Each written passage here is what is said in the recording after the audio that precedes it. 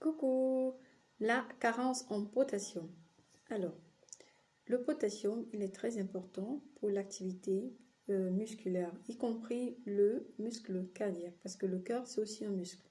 Une carence en potassium est très dangereuse. Déjà, de 1, une carence en potassium peut vous créer des arythmies cardiaques qui peuvent être mortelles. De 2, elle peut vous créer justement dans le même cadre une fatigue musculaire périphérique qui peut porter à une paralysie. Moi, j'en ai déjà vu. Alors, une perte de potassium, généralement, peut être causée par des vomissements répétitifs, une diarrhée prolongée, peut vous faire perdre assez de potassium et aussi une sudoration prolongée. Quand vous suivez excessivement, par exemple, en été, beaucoup de personnes perdent du potassium, pas seulement du potassium, aussi du magnésium, raison pour laquelle certaines personnes ont une fatigue inexplicable.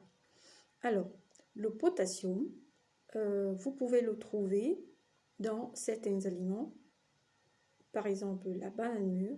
La banane mûre, elle est riche en potassium.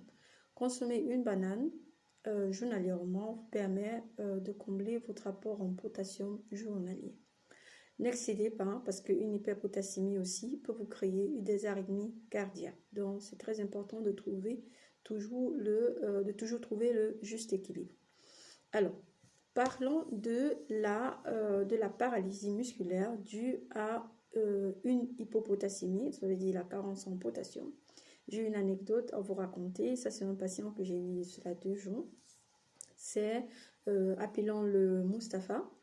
Mustapha, c'était un jeune garçon de 30 ans qui s'est levé. La nuit, il s'est levé, il voulait aller aux toilettes. Et puis, malheureusement, les jambes ne répondaient plus. Donc, il ne réussissait plus à marcher. Donc, il est arrivé avec une paralysie des jambes des 2 côtés. OK.